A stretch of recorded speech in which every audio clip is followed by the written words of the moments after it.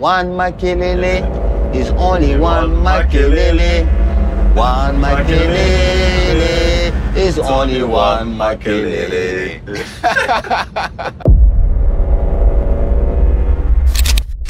Apakah kamu perlu menambah lapisan emas ke mobil Bentley saat kamu sudah kehilangan mesinnya? Itulah kata-kata yang pertama kali keluar dari mulut seorang Zinedine Zidane saat Florentino Perez melepas Claude Makelele begitu saja. Sementara itu, gelandang Steve McManaman mengatakan bila Claude Makelele adalah bagian terpenting Real Madrid yang sama sekali tidak dihormati klub. Seorang gelandang bertahan spesialis itu muncul dengan keistimewaannya sendiri. Namun sayangnya, pemain berkebangsaan Perancis itu malah tidak dihargai oleh tim sekelas Real Madrid.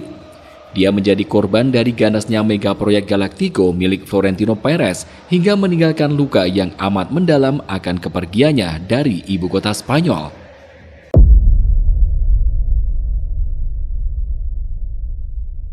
Lahir di Kinshasa, ibu kota Zaire yang sekarang dikenal sebagai Republik Demokratik Kongo, ia pindah ke Saviknyele Temple di Tenggara Paris saat masih kecil. Tumbuh bersama ayahnya Andre Joseph yang merupakan pemain internasional Zaire, Makelele menjadi bocah yang sangat mencintai sepak bola. Ayahnya punya kepercayaan yang sangat tinggi terhadap bakat sang anak. Maka dari situ pula perjalanan karir Makelele tampak mengalir sesuai rencana. Makelele memulai karir profesionalnya di klub Nantes pada tahun 1991. Di usia yang baru menginjak 18 tahun ketika itu, dia melakoni debut sebagai seorang gelandang. Mulanya, sang pelatih kesulitan untuk menemukan peran yang cocok untuk Makelele. Namun pada akhirnya Makelele lah yang menemukan perannya sendiri. Ia berhenti dan mencoba menggiring bola atau memberikan umpan terakhir. Kemudian ia juga mencegah pemain lain. Itu adalah pilihan yang tepat dan permainannya kian berkembang, ucap pelatih dan legenda klub Nantes Jean-Claude Swadeau kepada Press Ocean.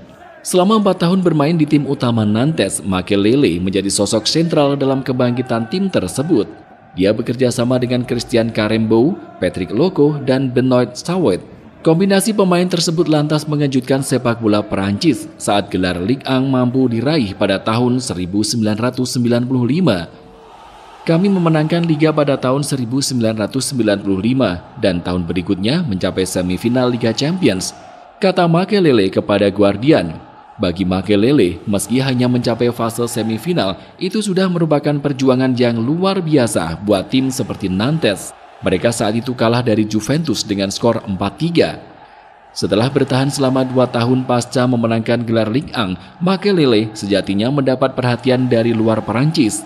Namun ia menolak dan memilih bergabung dengan Marseille. Apes, musimnya di tim tersebut tidak berjalan baik.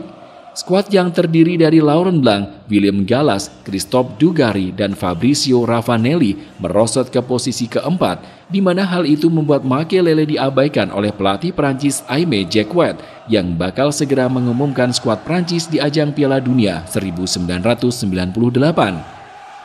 Setelah gagal di Marseille, Makelele akhirnya menjadikan Celta Vigo sebagai batu loncatan untuk bermain di luar negeri. Dari situ, namanya diminati oleh Real Madrid pada tahun 2000. Bersama El Real, peran Makelele kian krusial. Dia mempersembahkan 2 gelar Liga dan 1 gelar Liga Champions Eropa. Makelele berada di peran sentral Real Madrid. Seperti peran yang biasa disebut dengan Makelele Role, pemain tersebut adalah mesin utama dari hebatnya permainan Los Galacticos. Dia adalah pembagi bola, penghenti serangan, dan membuat lini pertahanan Madrid seperti memiliki 5 bek. Sayangnya, kontribusi besar yang diberikan tidak dilirik oleh Presiden Florentino Perez.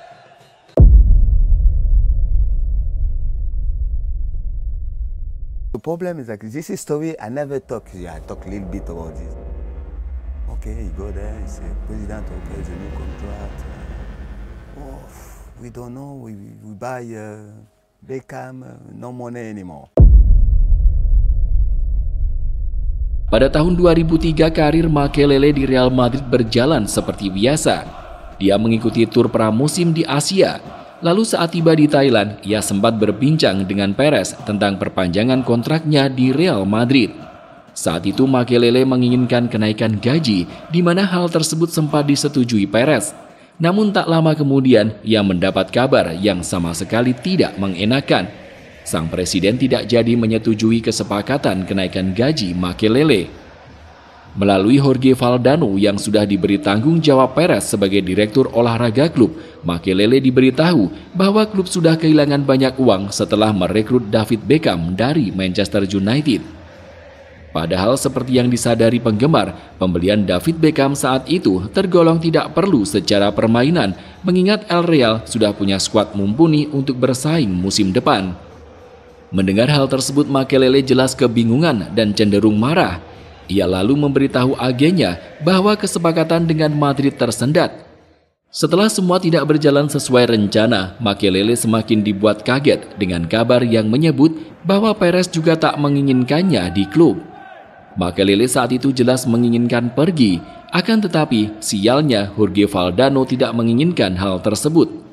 Pria Argentina itu mengatakan bahwa klub tidak ingin kehilangan Makelele secara cuma-cuma. Kemudian terjadi cekcok yang terbilang besar.